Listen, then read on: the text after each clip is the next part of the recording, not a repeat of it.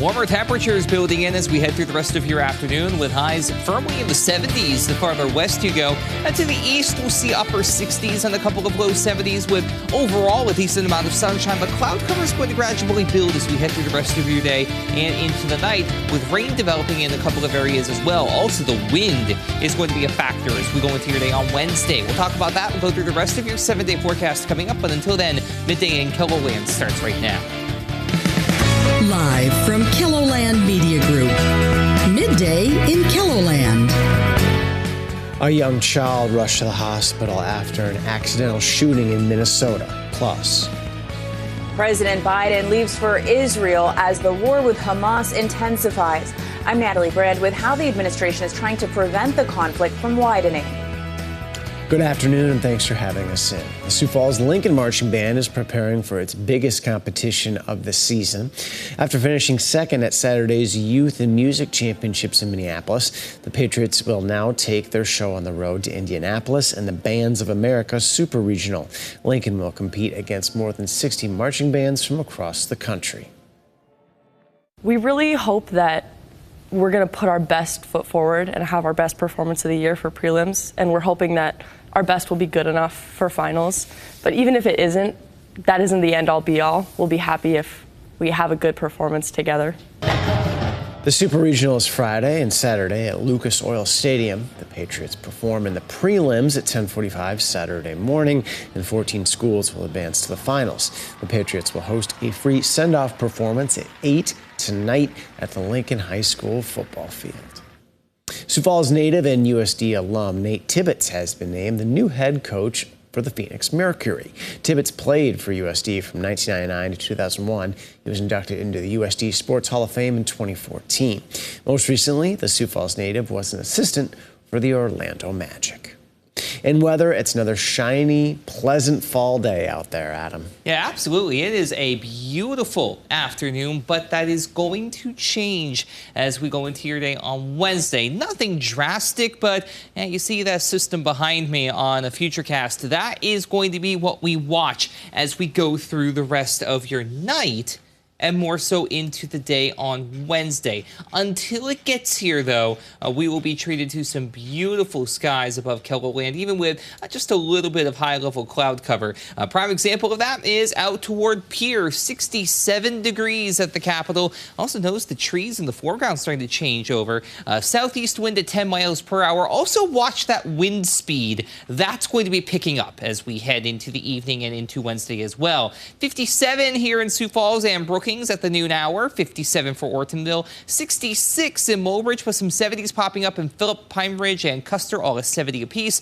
73 in Spearfish, but leading the way by a single degree. That's Valentine at 74. They are 20 degrees warmer in Cherry County compared to the same point yesterday. And unless you're Sioux Falls, which is just barely, and I mean barely, counting as 1 degree cooler than yesterday, everybody posting a gain, and by a pretty decent amount along and just west of the Missouri River. It's a double-digit difference. Now, I mentioned it is going to get rather blustery as we head into Wednesday. Already, wind advisories are in place in tan from Buffalo, extending as far south and east in, again, those tan-shaded counties as Tripp County and the Winter area. This will be through Wednesday afternoon as gusts may reach and exceed 40 to 50 miles per hour, even higher in the higher elevations toward, say, Rapid City, I-90, up into Spearfish as well. So keep that in mind, especially if you drive a high-profile vehicle.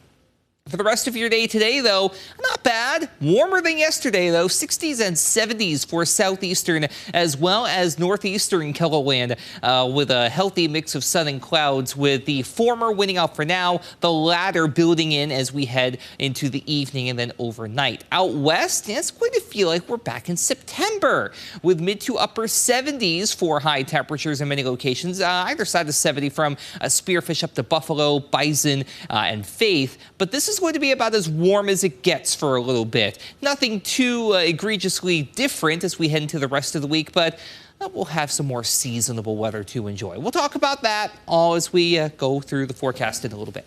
All right, thank you, Adam. Authorities airlifted a 2-year-old child to a hospital in Rochester, Minnesota after an apparent accidental shooting on Sunday.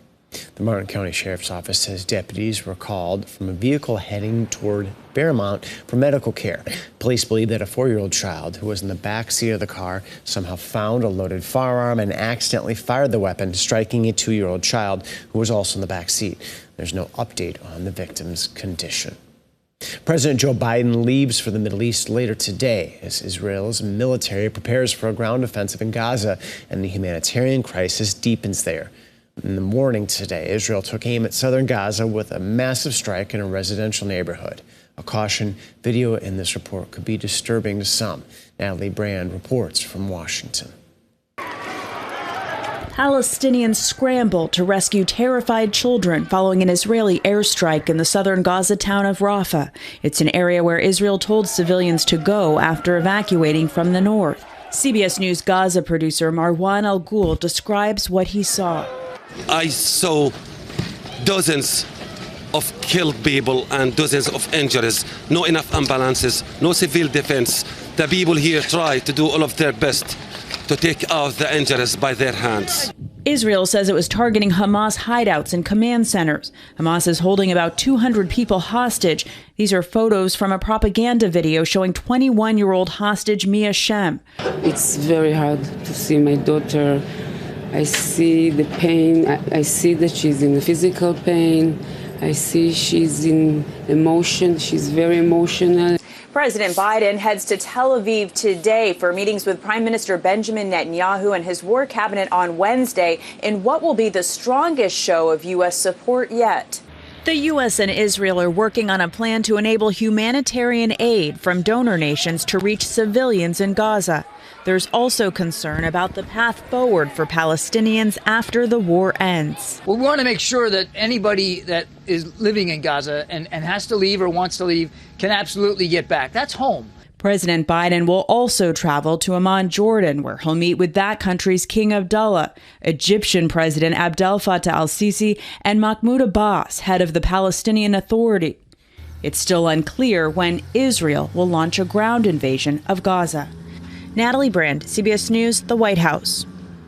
2,000 U.S. troops are now on a heightened alert to be ready to deploy to the region in a support, not combat role. They would provide intelligence, logistics, and communications support. Meanwhile, a group of Senate Republicans, including John Thun of South Dakota, are pushing for Biden to freeze a ransom payment made to Iran over concerns that the money would be used to fund Hamas. There'll be an attempt to do that, to get unanimous consent to permanently freeze that $6.6 billion that was going to be made available to Iran. And I hope that our colleagues on both sides of the aisle will step up and do the right thing. Thun called Iran the, quote, world's largest state sponsor of terror and says standing up to Iran is a key part of supporting Israel. Former President Donald Trump has returned to the Manhattan civil fraud trial that threatens to upend his real estate empire. But he won't be seeing his lawyer turned foe, Michael Cohen, on the witness stand.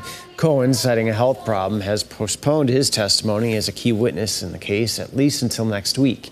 Instead, Trump is sitting in on testimony from one of his company's accountants. The New York Attorney General's lawsuit against Trump alleges that he and his company deceived banks, insurers, and others by massively overvaluing his assets and paperwork used to make deals and get financing.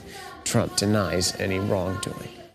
And the federal judge overseeing the criminal case against Trump related to the 2020 election agreed to impose some limitations on what he can say publicly about the case. In a campaign speech in Iowa, Trump said the gag order ruling will be appealed.